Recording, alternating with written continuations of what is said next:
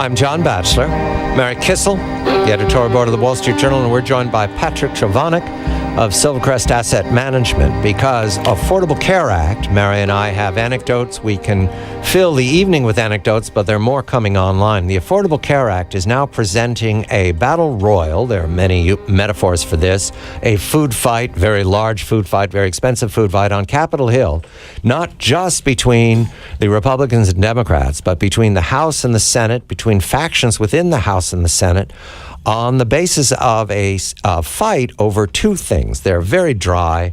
That's why I'm having Patrick here to take all this dry Patrick. Explanation. The continuing resolution, the CR so-called, to keep the government paying its bills, well, actually, that's an overstatement, to keep some aspects of the government going to work next Tuesday. And then there's the other conversation about the Affordable Care Act that has to do with the debt limits, and that comes up later in October into November. That's more profound for the markets, but we begin now with Patrick, because, Patrick, since we talked 48 hours ago or so, I think earlier in the week, there was the expectation that the fight in the Senate over the CR would strip out the defunding Obamacare after Mr. Cruz's demonstration of his ability to stay on his feet for a long period of time, send it back to the House, they'd pass it, the government would stay open, etc. Now there looks to have been a change in the story. Are they tempting us with last-minute negotiations, or do you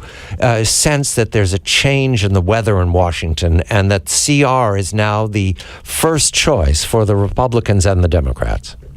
Well, right now, it does look like the Senate is going to pass a clean CR that is, stripping out the Obamacare defunding language, and they're going to send it to the House probably sometime over the weekend. Now, the question then is, what does the House do with it? Because House Republicans could just say, okay, we give up. We're gonna pass it. Now, remember, that only extends funding to December 15th. I've also heard November 15th, maybe. But they could also, and they had a meeting, the House Republicans had a meeting this morning, and they said they didn't like that option, that they want to add something back, perhaps extending or delaying Obamacare by a year, perhaps excluding members of or dropping the exclusion, canceling the exclusion of members of Congress and their staffs from Obamacare, putting language into that effect, maybe something else that would be troublesome, and kick it back to the Senate. Now, the problem is there's not that much time left before Tuesday when the deadline hits. And so this ping pong game can't last for that long before we actually do see a government shutdown. Patrick, everything that you just talked about has to do with Obamacare, but the original debate was about the so-called sequester, the Budget Control Act that came in at the end of 2011, that the president didn't think Republicans would accept.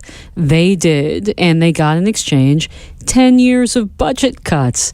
So the debate is going on over Obamacare, but this quote-unquote, this clean CR in the Senate that you've just talked about, does that include the sequester cuts, or is this at a higher level of spending? Look, this is one of the things that, yes, Obamacare and the battle over Obamacare has caught everyone's attention, particularly because of Senator Cruz's,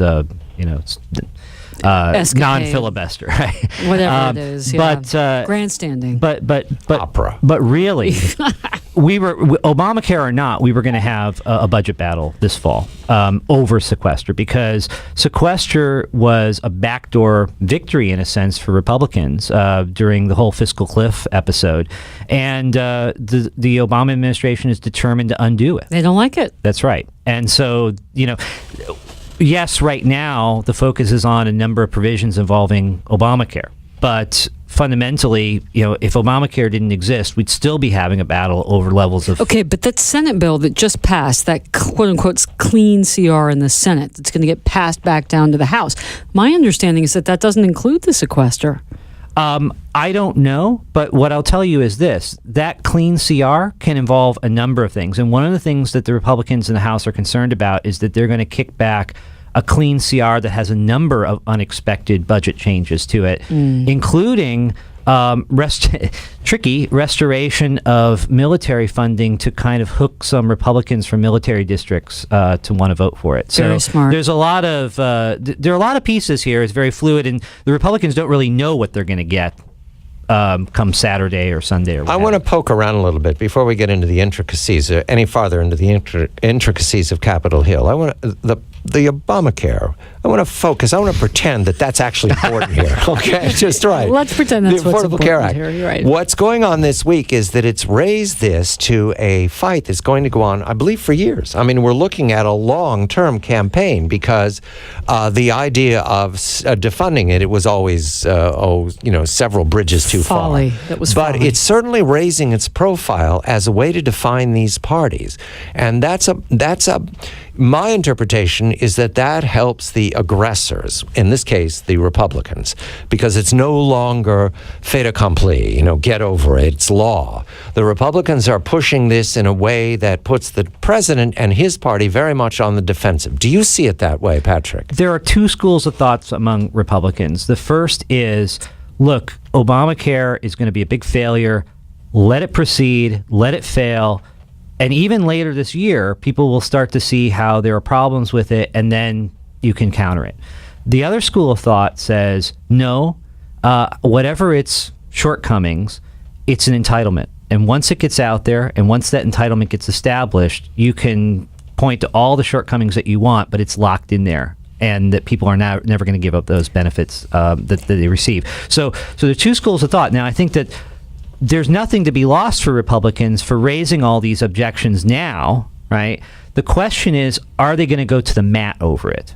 Are they going to go to the mat in terms of government shutdown? Are they going to go to the mat over debt ceiling limit? Mm-hmm. And we don't know the answer. And I don't think the Republican conference in the House knows the answer to that question. It's kind of fluid.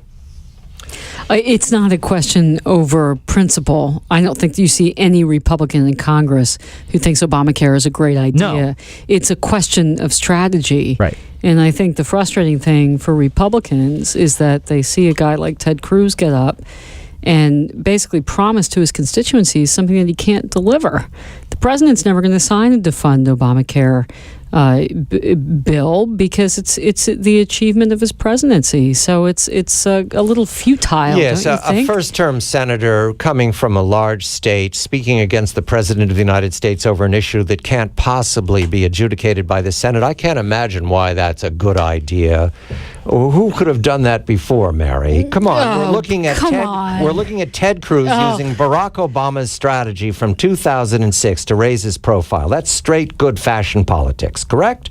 Made Barack Obama eligible to be a man who could take on Hillary Clinton in the 2007-2008 chase. The difference is that Ted Cruz's constituency is shrinking, whereas Barack Obama captured more and more of the constituencies that he wanted by doing so. I'll take that. I'll also take the fact that first-term senators popping off have a certain This track is a record. different popping off. Oh, let's not even get into this. We have Patrick in the studio. Let's talk to Patrick. I think it really matters whether they're going to go to the mat over Obamacare or whether Obamacare is simply a bargaining chip. When you go into a negotiation, you want to ask for more than you're going to get so that you can give up something. And I think it would be a smart strategy to demand getting rid of Obamacare and then say, oh, you know what? Okay, we've gone head to head for a while. We'll step back and we'll talk about entitlement reforms, which is what we were talking about last time. How about the exemption? How about the exemption for Congress? I mean, make Democrats defend the fact that Congress has asked for an exemption from Obamacare. I want to press that point, Mary, because the Democrats are on the defensive. And that is unusual when you have the Senate and when you have the White House. Those are commanding positions. And right now, it certainly looks like the worthy. I'm thinking of the gladiators versus the Roman army. Okay, I'm going back to Spartacus days. It looks like the gladiators out there, ill-clad, led by this character from Texas, who, by the way, is one of Patrick's classmates, which is why we don't have to mention it. Yes, of course. He has great hair, though. He has great hair. The tigers tend to stick together even when they're not talking about it. So a lot of presumption here. But in any event, the gladiators are outside. I remember a wonderful cartoon from the 1960s. The gladiators are all standing there surrounded by vast amounts of Roman soldiers all ready to pounce on them. And one turns to the other ill-clad gladiator and he says, "Don't worry, right is on our side." So exactly what I'm seeing now is that the gladiators are getting all the attention, Patrick. That has value in the 21st century. And what they're filibustering about, filibuster that it is a story that is going to come at the American people, whether they like it or not. The Republicans don't have to say anything for this to be a problem all the way into 2017. I think what makes some people uncomfortable is the stakes, which is government shutdown or debt limit,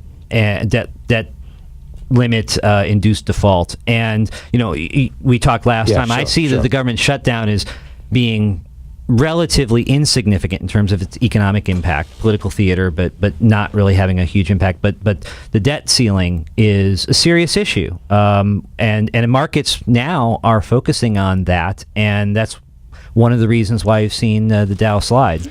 Mary, I want your opinion of the president's, in the clip today. Mary has an interview with Dan Henniger up, and she plays a clip from the president's remarks to the former president, Bill Clinton, at the Clinton Initiative. Your opinion, Mary, is the president acting confident in this, or was there some suggestion there that he's protesting too much, that he's not at all sure that this is good for his approval ratings? This is not an all-powerful first-term president running for re-election. This is a man who has trouble elsewhere in his administration right now. His poll numbers do not reflect just weakness in the domestic economy, it's the foreign policy as well. So how do you read his saying, "I'm not going to negotiate, this is just politics, I'm going to shove it aside"? The president has never negotiated. This is a president who is as anti-political as any president we've ever seen in the modern era. So the remarks that he made about Obamacare, first of all, practically speaking, he couldn't walk back where he had gone because this is the great achievement of his presidency. So he can't now suddenly on the eve of its initiation say, "Whoops, sorry guys, I messed up a little bit here." But secondly, he truly has a belief in what he's saying. This is what makes him so potent, I think, as a politician, right? He truly believes that this is the best thing for the American people. And so there's an element of genuineness there behind his statements. And thirdly, I think he's realized that when he negotiates with Republicans, quote unquote negotiates, he hasn't really negotiated. He doesn't like what they're offering. He doesn't want to negotiate with them. So the tactic is right out of Saul Alinsky, Rules for Radicals. You put your side on the self of good, you put them on the side of evil. That's who this president is. Mary Kissel, the editorial board of the Wall Street Journal. Thank you, Patrick. Patrick Chovanec, watching the contest in Washington and the question about the continuing resolution and government shutdown, and then the larger question, right, Patrick, about the debt ceiling that'll be later on in October. I'm John Batchelor. This is The John Batchelor Show.